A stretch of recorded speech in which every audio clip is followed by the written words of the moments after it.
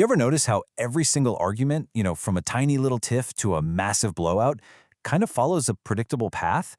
It's got a beginning, a middle, and an end. There's an architecture to it, a hidden structure. So today, we're going to dive in and map out the language we use to build and sometimes tear down our arguments. Right, so the best way to think about all this is to see conflict as a story. And just like any good story, you need the right words to tell it. Using precise language, well, it doesn't just describe a fight, it actually helps us understand what's happening, where we are in that story, and maybe, just maybe, how to write a better ending for ourselves. So here it is. This is our roadmap. Every conflict story has these 4 main chapters. We start with the spark, that simmering tension. Then comes the climax, the big explosion of hostility. After that, you've got the fallout, which is always the messy aftermath. And then finally, hopefully, we get to the resolution. So let's kick things off with Chapter 1. Okay, Chapter 1, the spark. This is that quiet, really tense part of the story. It's that period of restlessness and provocation where the conditions for an argument are being created, often before anyone has even said a single word. It is all about the intent to start something. And this is where we get a really crucial distinction. On one side, you have someone who is looking or itching for a fight. This is all internal. I mean, think about the word itching. It's a physical sensation, right? An irritation that just has to be scratched. But on the other side, you have the action of picking a fight.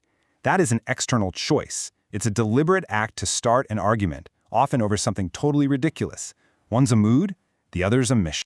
And sometimes the spark doesn't even come from the people directly involved. An instigator can come in and just stir things up. And this visual, it's perfect. Imagine a bowl of water where all the dirt and sediment has settled peacefully at the bottom. Everything's calm. But stirring it up, that forces all that mess right back into the water, clouding everything.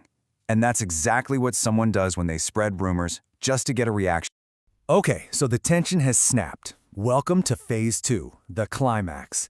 This is the heat of the battle, where the fight becomes visible, audible, and sometimes physical. But here's the thing, not all fights are created equal. The language we use here, well, it needs a volume dial. So let's start at the lower end of the thermometer. You can have a scrape with someone. It's minor. It's informal. Kind of like kids arguing over a toy. It's usually over pretty fast. Then you can turn the heat up just a little to crossing swords. This is more formal, more professional. Think of 2 rivals in a debate. It implies a duel of ideas, not messy emotions. There's even a little bit of respect there. But what happens when things really escalate? Well, the thermometer explodes. People are at each other's throats. This is just intense, vicious, non-stop conflict, usually verbal. It's the kind of argument you can hear from down the street. And if it goes one step further, they come to blows. And that's the critical difference. Being at each other's throats is a powerful but metaphorical idea.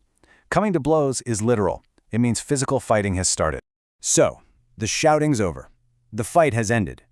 But the story isn't finished, not by a long shot. We are now in Phase 3, the fallout.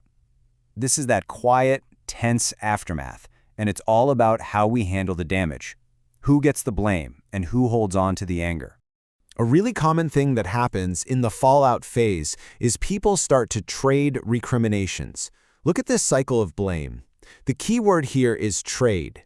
This isn't a one-way street of accusations. It's an exchange. It's you did this met with, well, you did that. It becomes this endless transaction of negativity where no one is actually trying to solve anything. They're just pointing fingers. And all that negativity? It can lead to this, the burden of anger. When you bear a grudge or harbor a grudge, you're actively holding on to resentment over something that happened in the past. And what's so interesting here is the nuance.